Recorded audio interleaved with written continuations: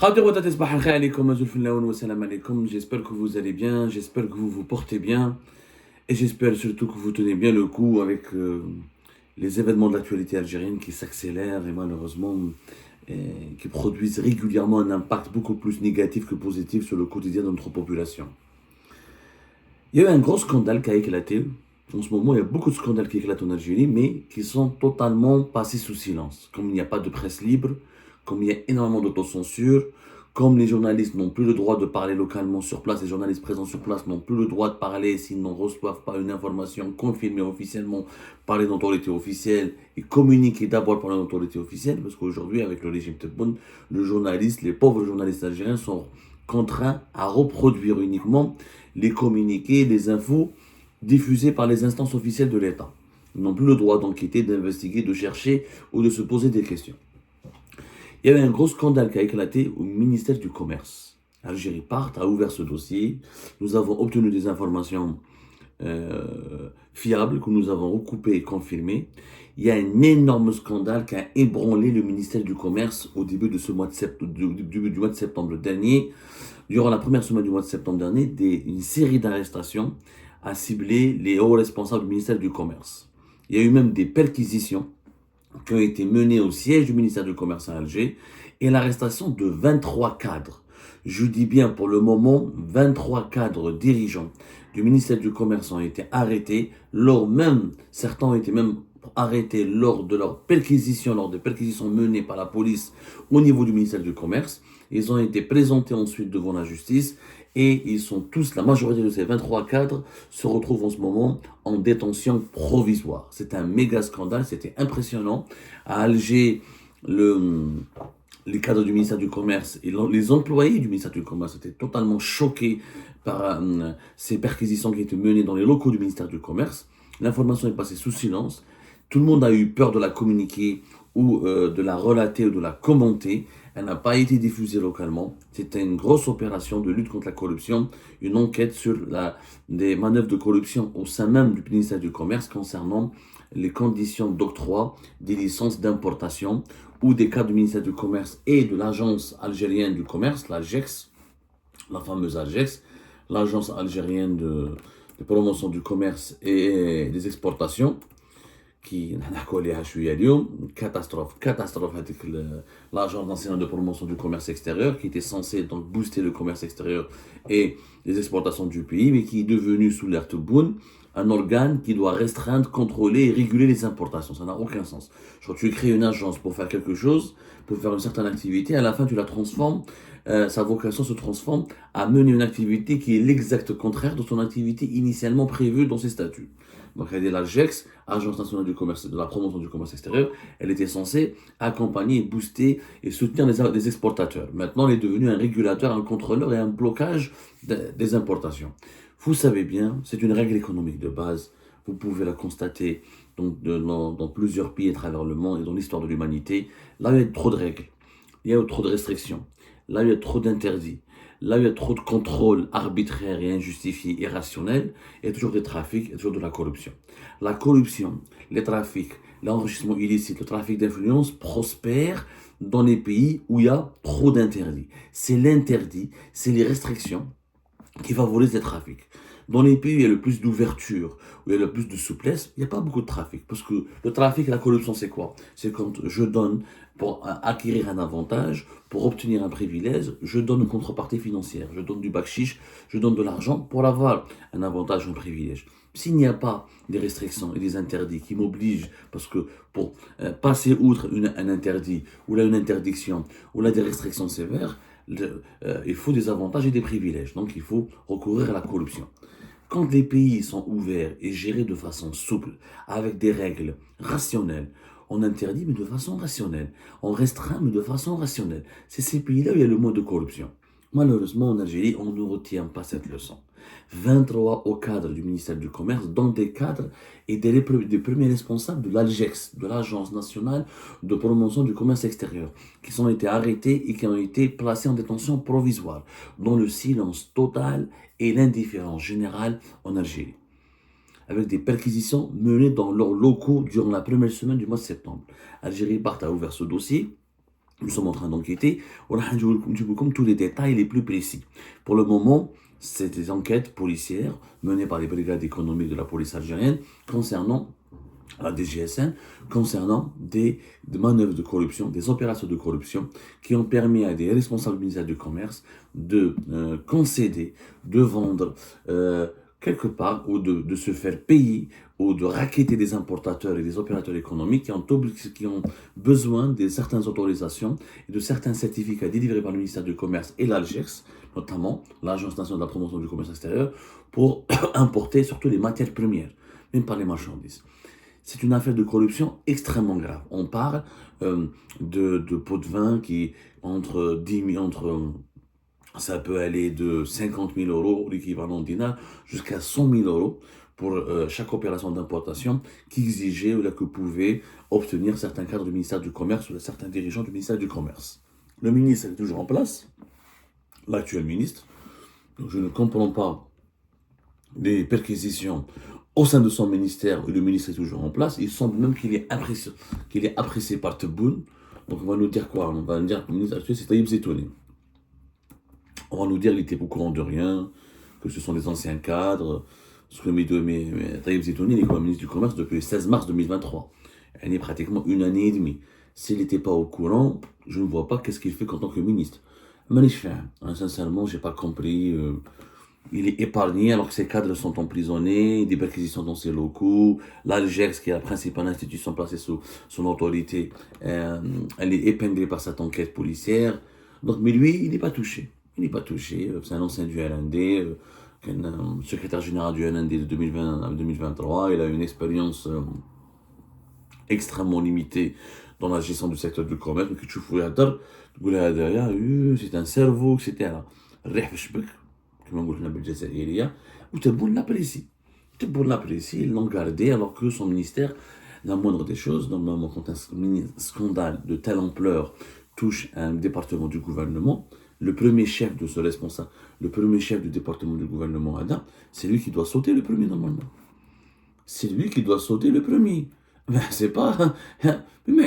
Bon, je rappelle que Taïb Zetouni, il était à la tête de la SAFEX, la Société algérienne des forêts et des exportations, qui organise des événements. Taïb Zetouni, il a dirigé la SAFEX en 2015. Bon, il a une expérience visiblement à la SAFEX, mais je ne vois pas la relation d'organiser des événements et diriger le commerce extérieur ou le commerce du pays. De toute façon, Taïb Zetouni, vous pouvez aller voir ses déclarations dans les médias, il a fait des conneries à maintes reprises, il a fait des conneries, il a déclaré des bêtises depuis...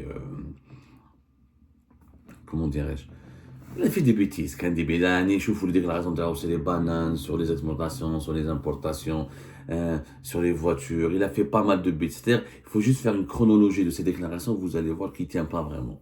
Il ne tient pas la route, ce ministre. Mais bon, il a été gardé malgré le scandale qui a éclaté au sein de son ministère. Ce scandale, avant d'aborder les détails prochainement dans nos émissions, pour comprendre dans nos prochaines émissions les personnalités des personnes qui ont été arrêtées, leur rôle, ce qu'on leur reproche réellement, 23 cadres quand même, ce n'est pas n'importe quoi, en plus des cadres du ministère du Commerce et de l'Algex, la fameuse Agence nationale de la promotion du commerce extérieur.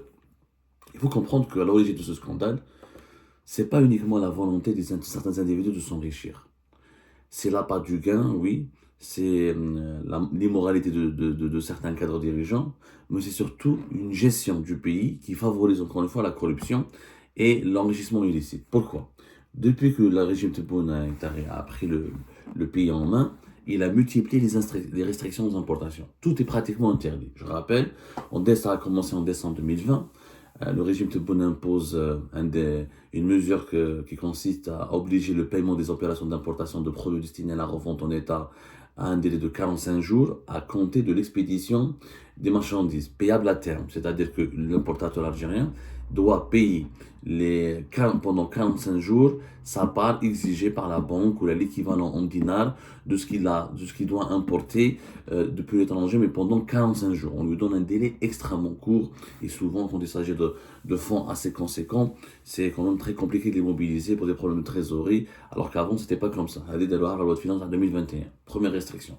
On oblige les importateurs à payer rapidement en dinars, à rapporter leurs fonds, sinon, ma cash, pas d'opération d'importation, ce qui a déjà une complication en soi.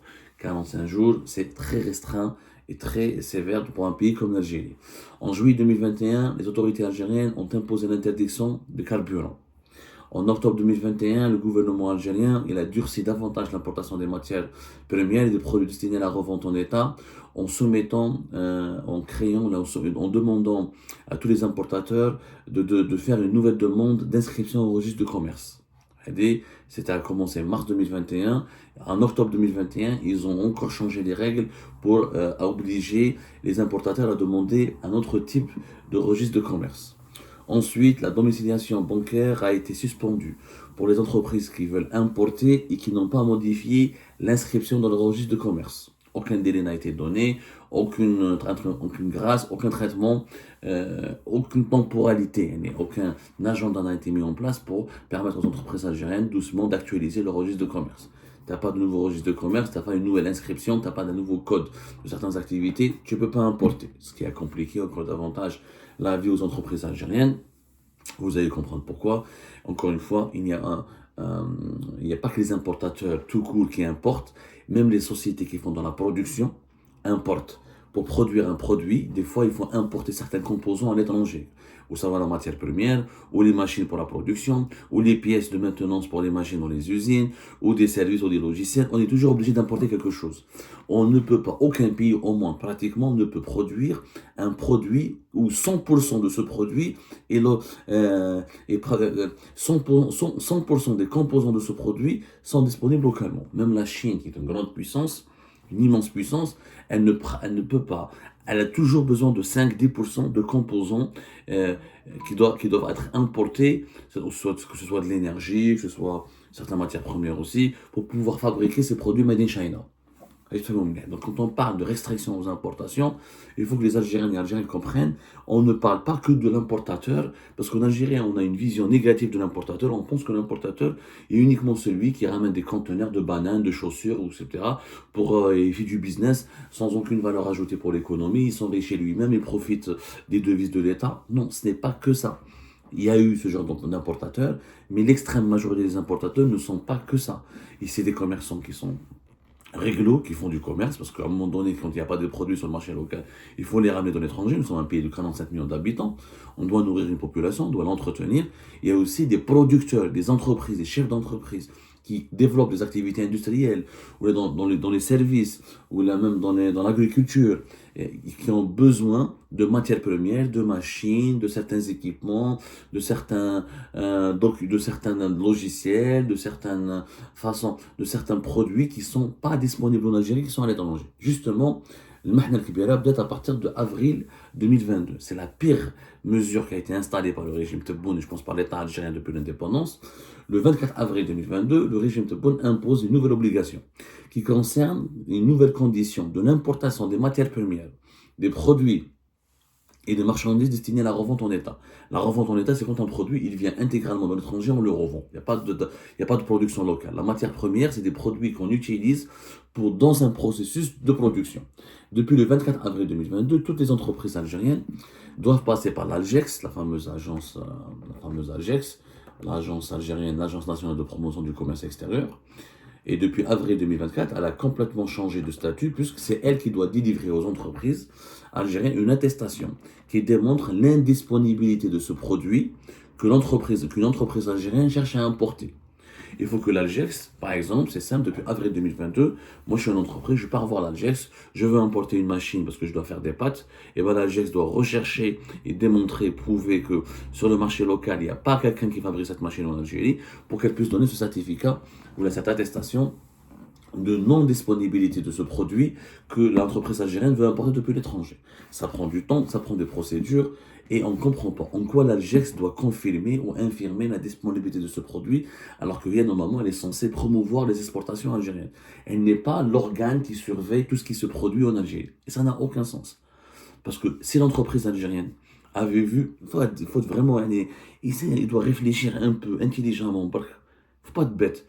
Pourquoi une entreprise algérienne serait obligée ou elle va se sentir obligée d'aller importer en devise à l'étranger ce qu'elle peut trouver localement?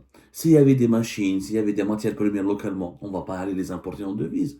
les entreprises algériennes. Mais comme pour l'État algérien, pour le régime Tebboune, toutes les entreprises, tous les chefs d'entreprise font de la transfert illicite de devises, ils sont tous pareils. Donc on les traite tous, on les met tous dans le même sac et on leur impose des restrictions dans le seul but d'éviter les transferts de devises et d'économiser les réserves de change. Parce que quand on importe via les banques, comme le dinar n'est pas une monnaie convertible, contrairement aux voitures de moins de 3 ans où les particuliers algériens ramènent leur cash depuis le marché informel, les entreprises algériennes, quand elles importent, il faut qu'elles passent par, elles payent en équivalent en dinars ce que l'État, ce que les banques algériennes vont financer en devises pour l'achat de ces importations, pour le financement de ces importations à l'étranger. Sauf que le devise dans le marché à la Banque d'Algérie, il est subventionné. S'il est à 146, 147, le taux de change officiel, le taux de change parallèle est à 250 en ce moment. Donc le différentiel entre la véritable valeur du dinar et la valeur marchande du dinar face à l'euro ou au dollar dans les banques algériennes, il est pris en charge par l'État algérien. Ça coûte de l'argent. Tout ça parce qu'on ne peut pas faire la convertibilité du dinar et on ne veut pas ouvrir le pays, on ne veut pas adopter une réglementation d'échange beaucoup plus intelligente. Du coup, on a tout restreint, bien sûr. Et en plus, il y a d'autres mesures que le gouvernement algérien a fait. Par exemple, l'interdiction d'importation des produits en marbre et en céramique. Il y a eu aussi l'accord de l'Union européenne avec l'Algérie qui n'a pas été respecté. Sur les contingents tarifaires, il y a pas mal de produits qu'on pouvait importer depuis l'Europe sans payer des taxes douanières, mais l'Algérie leur impose toujours des taxes douanières. Il y a aussi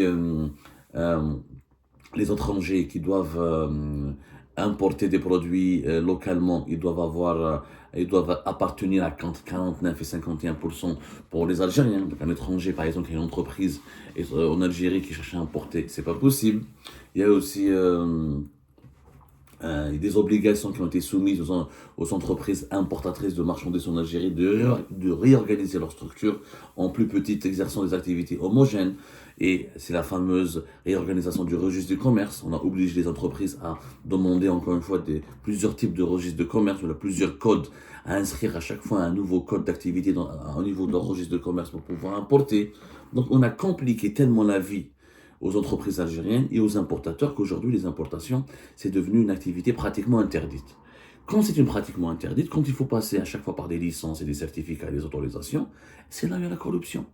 C'est normal. Donc on a souhaité chipper les entreprises, que ce soit notamment celles pour la production, parce que les entreprises qui font de la production, s'ils n'ont pas de matières premières, s'ils n'ont pas des équipements, s'ils n'ont pas les logiciels qui font fonctionner leurs équipements, s'ils n'ont pas des pièces de rechange de leurs machines et de leurs équipements, leurs usines, leurs activités paralysées. Paralysées. Par exemple, on ne peut pas importer le marbre et la céramique. Ok, le fabricant de céramique en Algérie, la machine est à l'étranger, la pièce est à l'étranger. Il y a des composants de l'usine et du même l'étranger. Il y a certaines matières premières qu'il doit utiliser, il doit la ramener de l'étranger. S'il ne peut pas importer tout ça, et ben son usine va s'arrêter. Il ne pourra pas travailler. Donc, où je dire, les entrepreneurs, où je dire, les hommes d'affaires, les businessmen, ils sont obligés de corrompre. Ils disent qu'ils ne me chient pas. Au lieu de voir mon usine ou là, mon commerce ou là, mon business s'arrêter parce qu'il n'y a plus de matières premières, il n'y a pas de machine, je ne peux pas importer. C'est ça le risque. Quand tu n'as pas de machine, quand tu n'as pas de matière première, quand tu n'as pas de pièces de rechange, quand tu n'as pas de logiciel, quand tu peux pas, ce qui est nécessaire pour le fonctionnement de l'entreprise n'est pas disponible, l'entreprise s'arrête. Et si l'entreprise s'arrête, on ne peut pas payer les salariés, on ne peut pas payer les impôts, on ne peut pas payer les charges, et ça crée des méga problèmes. Ça crée des méga problèmes par la suite. Donc, les gens sont obligés de corrompre. Ils ont corrompu des responsables du ministère du Commerce. Et quand cette situation favorise la corruption au sein de l'État, les agents de l'État, les responsables de l'État, ils disent que l'Algex, ils mettent pas milliard, 1 milliard, 2 milliards, ils mettent un certificat. Ce produit n'est pas disponible. Alors que tout le monde sait que ce produit n'est pas disponible. Parce que s'il était disponible, l'entrepreneur algérien ou l'entreprise algérienne ne va pas aller recourir à l'importation. Ils vont l'acheter localement. Certains produits algériens sont disponibles, mais ils sont de mauvaise qualité. Il y a des machines qui sont disponibles en Algérie, mais elles ne sont pas aussi performantes pour la production de certains produits. Et donc c'est un problème complexe qui aurait exigé de la souplesse. Comme il n'y a pas de souplesse, il y a beaucoup de restrictions et d'interdictions, il y a eu beaucoup de corruption. Le résultat est quoi? C'est qu'en septembre 2024, gros scandale éclate, des opérations de perquisition, des arrestations et des placements en détention d'une vingtaine de cadres du ministère du Commerce. Et ce scandale ne vient que de commencer. Et le pire encore est à venir. Voilà comment on crée par soi-même, on favorise par soi-même l'éclatement de grands scandales de corruption à travers une politique d'interdiction bête et méchante, de restriction bête et méchante. Et je rappelle que, finalement, les importations, on ne les a pas baissées. On les a pas baissées. Le régime algérien voulait que, oui, effectivement, en 2014, on a importé pour plus de 50 milliards de dollars, presque 60 milliards de dollars. Et en 2023, on a importé pour plus de 44 milliards de dollars. On a économisé un peu. C'est du n'importe quoi. Parce que le gouvernement algérien en 2020, il nous a promis de limiter les importations à 30 milliards de dollars. Il n'a jamais tenu cet objectif. En 2022, les importations étaient de 35 milliards de dollars. En 2023, de 44 milliards de dollars. Et en 2020, c'est 34 milliards de dollars. Un pays de 47 millions d'habitants, déjà avec 44 milliards de dollars, c'est pas suffisant, comme on ne produit pas rien, pratiquement, comme l'économie algérienne elle est faible. Normalement, on est toujours à une cinquantaine ou à une soixantaine de milliards de dollars d'importation. Mais ces restrictions aux importations ont favorisé l'inflation, ont appauvri le pouvoir d'achat des Algériens, ont créé des pénuries et surtout, ils ont alimenté encore davantage la corruption.